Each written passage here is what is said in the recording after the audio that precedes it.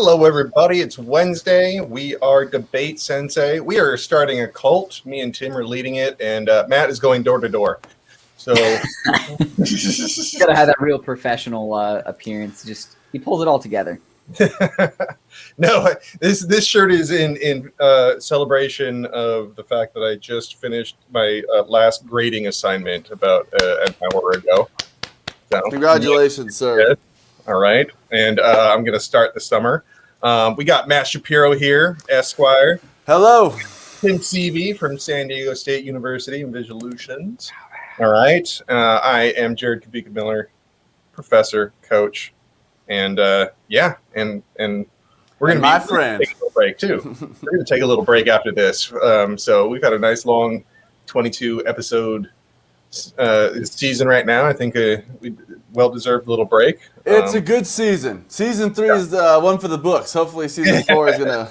It had drama. It had heart. Yeah. It had heartbreak. It had like tension clash. It was a season like no other. Yeah. We appreciate all of you viewers watching at any point in time in the history of time. Off, so all right. Hello.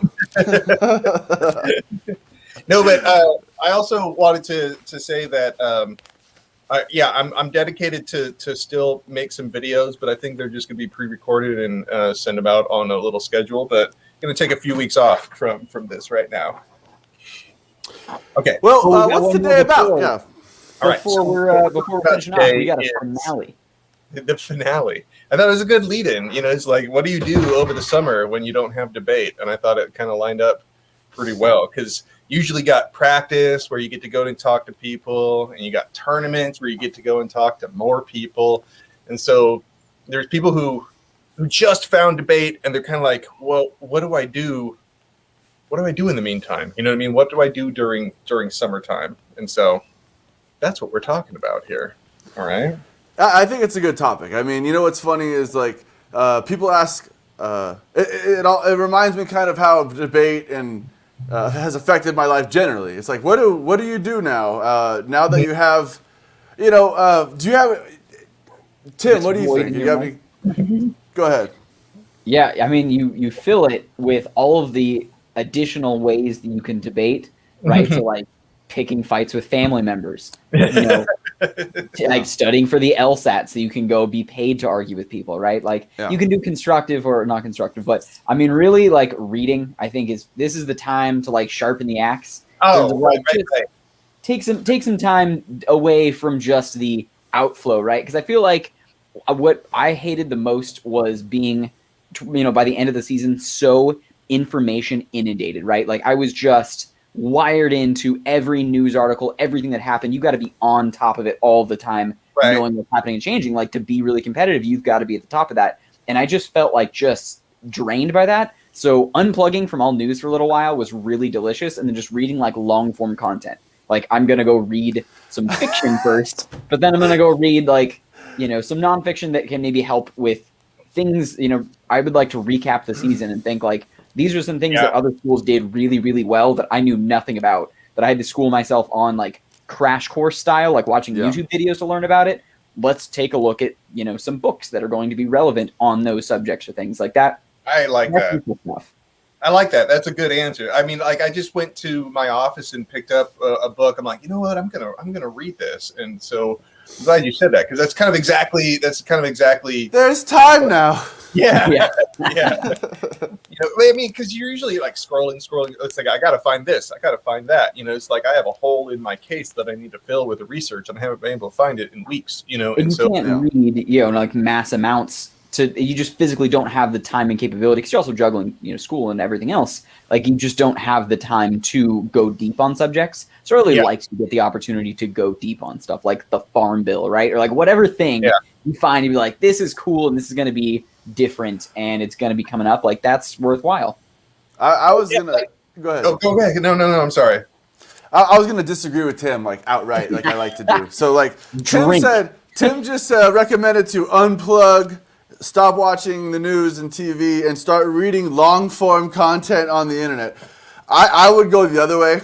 I was going to say, watch TV, try to watch some news, try to keep a little bit. I mean, one direction I kind of wanted to steer today. So, Jared, if you want to say something, please just cut me off. But is there a different approach you take for like a policy LD style summer versus a limited prep or public public forum style?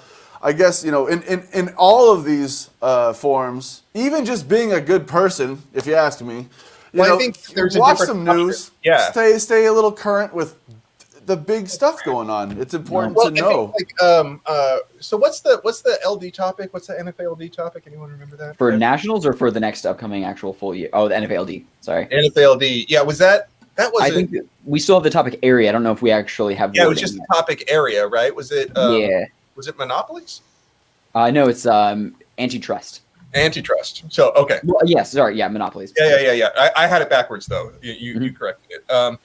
Yeah. Like one thing. Like even when you're talking about long form. So I got a really embarrassing story about. I got married, went on a honeymoon, and we take a book with us, and my wife takes a fiction book, and I took the history of the Supreme Court. That's why I love this guy. I hang out with him on my free time. You should know that. But honey, I know this is a sunset, but did you know that Rehnquist had some really just upsetting views? Yeah. Well, paper money is technically unconstitutional. So it's like yeah, well, I keep telling that to the IRS, and for some reason, I'm going to jail next week. But it's okay. But still, I think for limited prep, that's where you get to I don't know, kind of explore what your sort of fundamental life view is, and because that helps you. It really does. I agree with you 100%. Yeah, you got to figure yourself out a little bit. I think that's what you do. You know what I mean? It's like if you and one way to do that is to read long form like philosophy or history or things like that. Yeah. So and to all you super people who like me who don't want to read as much, okay. I'm telling you, over the summer, what's funny is if you're like me, you watch a bunch of documentaries. You watch a bunch of. I like that. You watch a bunch of random stuff that you would never admit to your friends that you watch. That oftentimes, I don't want to jump into too much about speech events, but in the same way, this applies to impromptu style or even speech writing, picking topics, and just kind of keeping your eyes open to the world, like Jared's saying, not only to the news, okay, but to things that interest you. And you will be surprised how just kind of filling yourself full of knowledge. Oftentimes, we even talk about sports and how there's often applicability in round and all kinds of just whatever you're into. You can draw from those things in debate, in round, in cases, in who knows where, in speeches. So I mean, even if we're talking like antitrust, even going and I'm going to go watch The Social Network. I didn't want. Let it be inductive. Now that you know it's about antitrust, hey, if you're into watching documentaries, go find one on some antitrust stuff. There's tons of them. I've seen them randomly already, a couple of them. Sure. I don't want to name them. I don't remember them. I'm sorry. But they're on there. They're on there. I also I talk a big game of go read deep and watch. I hate reading. I read a lot. Take time off to go do nothing. And Matt, I will say from a high level, the first month of summer, it does not matter if you know what's going on in the news. Being an informed citizen does not mean there's nothing on the ballot. You're not making any city council choices. Just unplug for a little bit. You're not going to hurt anybody by not knowing what just happened here and there. It's fine. You can catch up with it. It will be there when you get back to it. So that's my feel is that we all are way too information junkie, really hopped up on it. So we can, unless you actually have to know, if you're in limited preparation debate, then you do need to know what's going on. Otherwise, you will probably be embarrassed in some rounds. I one time went super hardcore on a fact that I thought that I knew really well, and turns out that I hadn't looked at the news in 2 days, and I just said it with absolute 100% bold confidence. so much so that I was saying the other side doesn't know what they're talking about, and I definitely was the one that didn't know what I was talking about, and it didn't go really well because it was like an out round, and I looked like an idiot, and I wish that I had read. So like, yeah, there will be consequences if you don't know the news when rounds are really happening, but like for a little while you can unplug. But I think it's also a cool time, like Jared said, to like find things that are interesting to you in like deeper, weirder ways, right? Yeah. Like I think that's where back in the day, case writing, when you came up with like a really interesting, unique critique, that came typically from a debater reading when you're talking limited prep. Totally. You read some super interesting niche kind of text, and then you start to craft, how can I apply this throughout the season in various Which they'll often cite a bunch of sources in it, stuff like that, right, Tim? I mean, it helps build your case and give you the idea. Go ahead, sorry. Absolutely, yeah, and that's where. So to your question of like limited prep versus LD policy when you've got one topic for a long time. Yeah.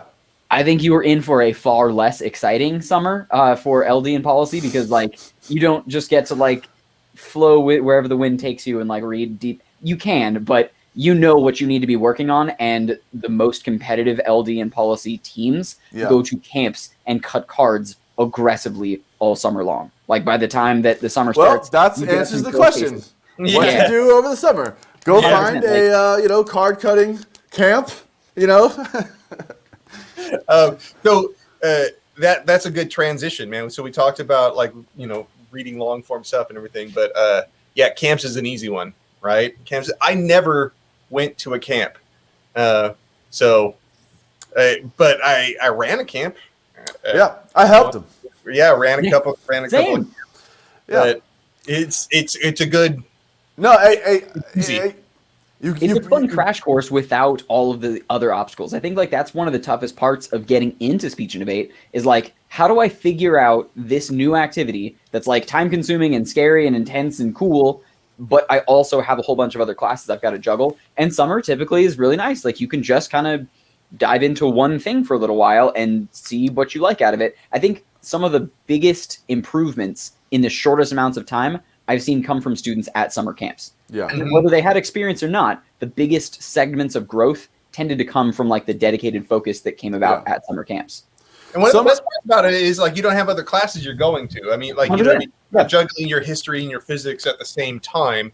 It's just like you get to focus on this, and usually camps are like several hours back to back days. You know what I mean? It's like you'll be a 1 week, 2 week, 3 camps. You know what I mean? And so, and you get more in that 4 weeks than you get in 4 months of regular school. So it's a good one. They may cost a little bit of money, but you do spend a lot of time there, and you often learn a lot there. And what the other thing I was going to say is they're generally, they're competitive. Debate is competitive, but they're way more fun. I mean, I feel like a summer camp is typically, everyone in forensics is trying to have fun. We talked about that a couple weeks ago, but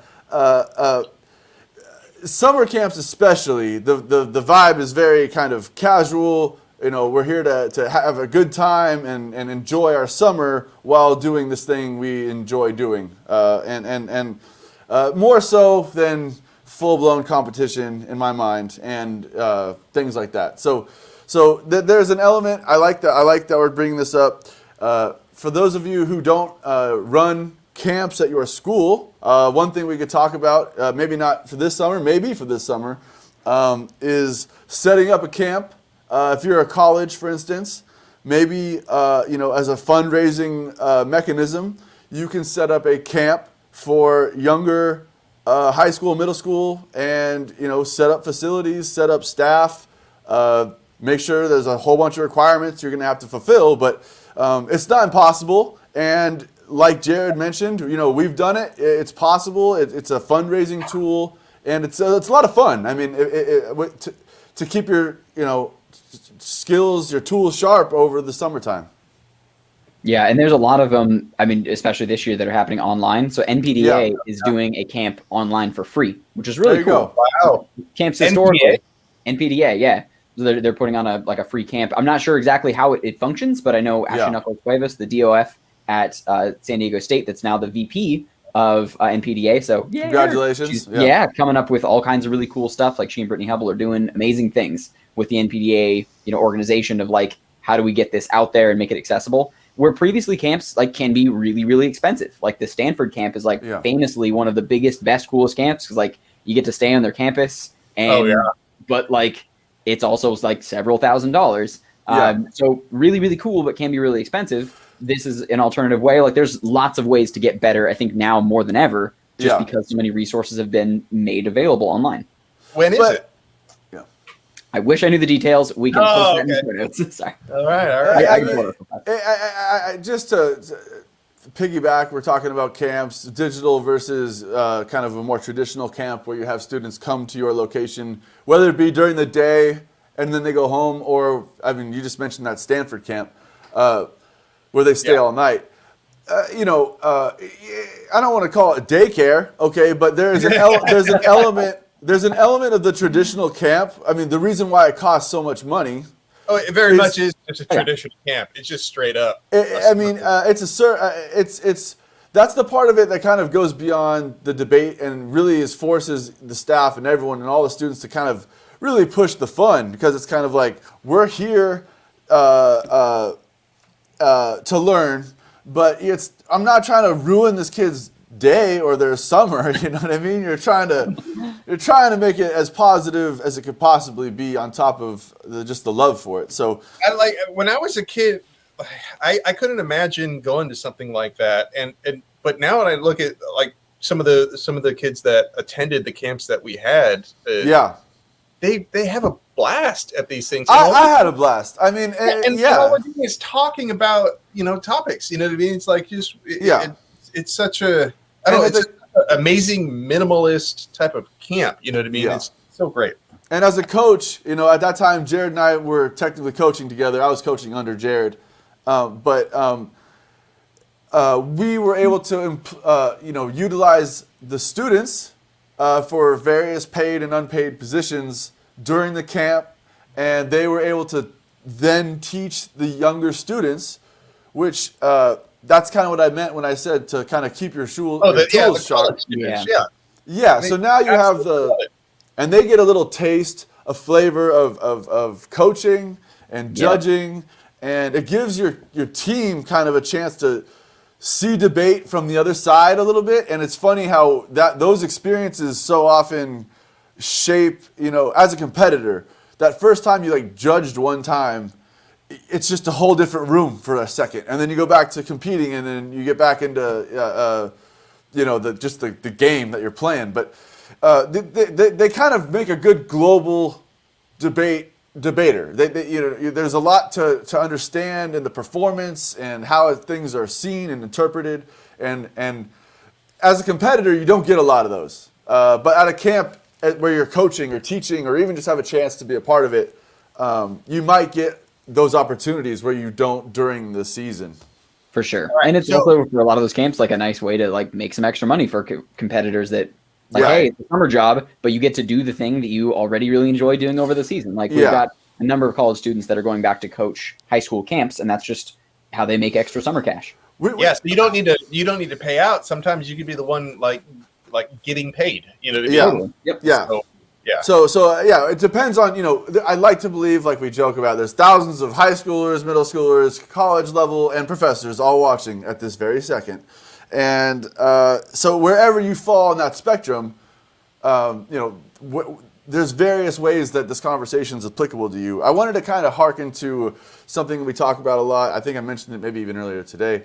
I like to draw a lot of comparisons from competitive speech and debate with sports. Okay, and I used to analogize, for instance, just a debate tournament or a speech forensics tournament to be like a track tournament where a bunch of people go and there's a bunch of different events and everyone's doing it at the same time. And, I always thought of it as gymnastics because it's judged. Oh, yeah, okay, that's good. I like that.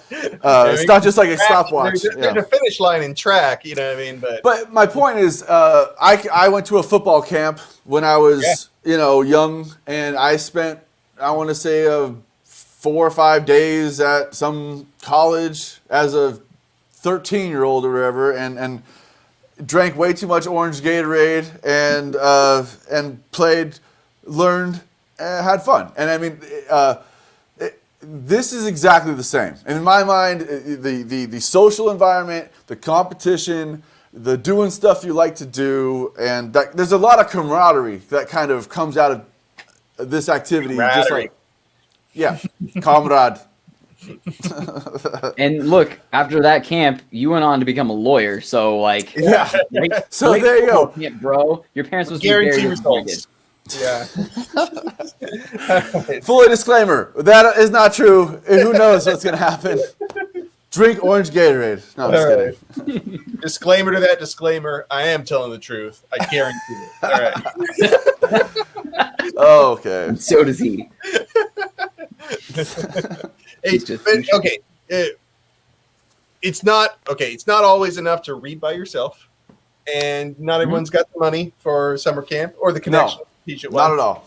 So, what do you do? And sometimes maybe that just doesn't do it for you. Yeah. I think that you got to set up like your own, like it's like a fight club for debate. We always call it that. Like, well, I mean, it's called our debate. No, I'm just kidding. No. I was going to suggest this. I mean, I think this kind of ties into what you're saying, Jared. There are places where we live in an online world right now. And there has never been, as we've talked on this podcast, a better time to get in contact with people in your exact situation somewhere far away. I mean, online, in forums and in communities where you can get practice. You can go discuss these ideas. You can practice against a new person who wants to beat you and wants to learn too. I mean, and I don't know, we can all talk about it, but there's a lot of Reddit. There's a bunch of places online where debaters specifically are reaching out to one another from various parts of the globe or the country and facilitating tournaments, facilitating whatever, relationships. Yeah, I mean, like the free stuff that Tim was talking about is a good place to go, but you could also just kind of make your own environment, like just a social. Yeah. You know what I mean? Yeah. I mean, like seriously, just like IMing people, texting them, like stuff like that. I think is helpful. Faxing them. Yeah, I'm gonna be producing. I'm gonna be producing some videos, like some asynchronous debate videos, and man, I'd love it if people wanted to just respond. You know what I mean, or send out their own. But like, I think like asynchronous debate becomes a real possibility where. Hey, you're thinking about making an argument, just record that, post it up somewhere. Debate yourself. Yeah. Just. I mean, you can frame it however you want. You know what I mean? But I think that we don't have that enough. I don't think we got enough people just kind of like, hey, here's some thoughts, and it's just like strictly academic, competitive debate. This is it. Like maybe you put a disclaimer at the beginning of it. It's like these opinions are not. Like personally held. These are just exercises in argumentation and stuff like that. You know what I mean? Because so you don't like get into some flame war. You know what I mean? Online, buddy. Like, I'm just looking up and researching these arguments. I didn't know anything about antitrust policy before. I'm just trying. I don't. These aren't deeply held philosophical beliefs. Yeah. I don't know, or like pick a fight with Amazon on Twitter, right? Like, what are they going to do? Go to a local. Like you've got a good opponent. Go arm yourself with some serious critique and go to a council meeting somewhere or something. Oh right. Like there are public forums if you are town hall. Yeah. Oh man, go exercise your right. Go to an HOA meeting somewhere that you don't live at. Just filibuster that sucker. There's all kinds of places all the time, like especially like primary school like curriculum, and then school board, and like some angry, a parent will get up there and say, I don't want Chinese being taught in my school or something like that.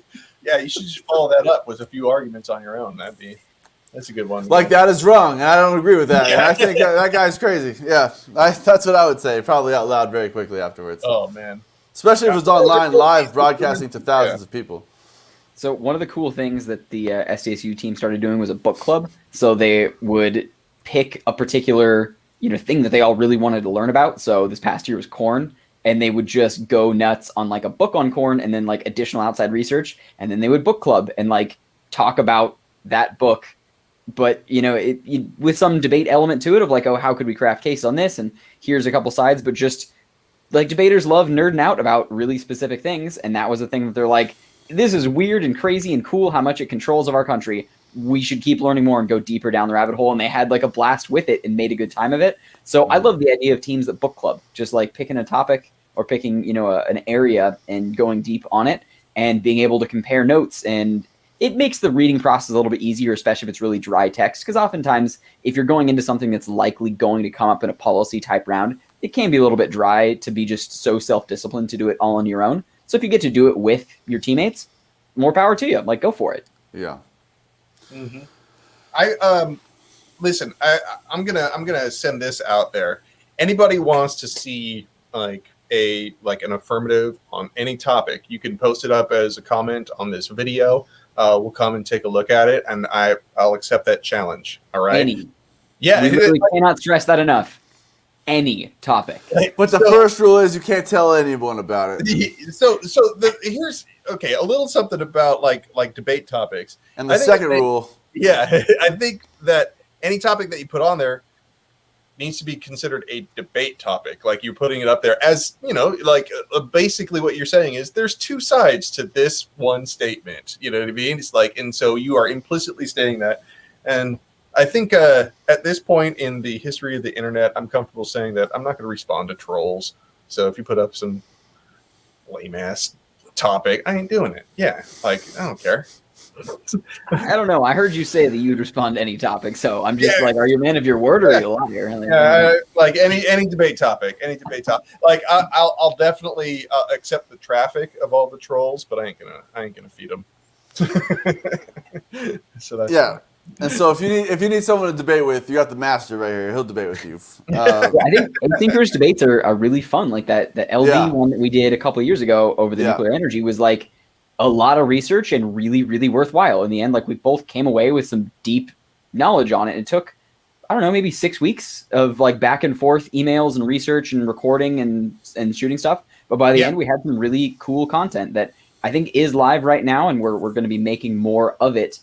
Just to be able to understand like how that process works through, like to go through step by step what an online asynchronous debate can really look like, allowing you to go deep, as we've talked about many times. And I think that kind of stuff is fun. Honestly, it's debate without the time pressure, so you get to really spend some time to craft what you want to say. I think people are kind of afraid of putting themselves out there too. I'm surprised at how few videos like actual debate rounds are online. I mean, don't get me wrong, there's a lot of them, but I would think, considering how many debate rounds happen, it's a how really many are recorded. How many are actually recorded, and then it's limited. It's so limited. Public, you know what I mean? And so I'm like, man, like and then when they're up online, the either the audio is really crappy or the video is really crappy. Usually it's the audio, and you can hardly hear what the hell they're saying, especially lecture hall or whatever. You know what I mean? And so I mean, one of the reasons I was doing this in the first place was to get better sort of example videos, and I haven't been seeing too many of them, so I'm gonna start making them. We're gonna start making them. I mean, I'd love to, and I'd love to get like some crowdsourcing on this. If anyone wants, and fresh and competitors and people to be faces on the who want to be on here. And so, I wanted to recap. I mean, we're quickly running out of time on our last episode of the season. We thank you all again. I mean, what can you do over the summer? Go have some conversations with some people. Hopefully, it's safe to go. Maybe even look at them in the face again, and just talk. Enjoy the pleasure of filling time as we do in our personal lives, and realize how time goes by, and you just and learn to just be a conversationalist. That's a simple thing you could do. I love the long form reading suggestion. Watch TV, long form reading. So here I go, right here. That's save things. See that? Yeah. Bookmark great YouTube videos that are interesting and take notes on in your little notes app on interesting news articles or documentaries you see. Hey, keep them with you. Yeah. Hey, but reach And out watch to us. TV. Yeah, no. Send us some things that you're working on. All right. It's like just give some demos or something like that. We'll highlight it. All right. If you want, yeah. Yeah. All right. Hey, that's our time, everybody. All right. We got Matt Shapiro, Tim Seavey, Jared Kabika Miller. We're Debate Sensei. We'll see you in a bit. Okay. We're gonna take a little bit of time off. All right, everyone. See you later. Take care.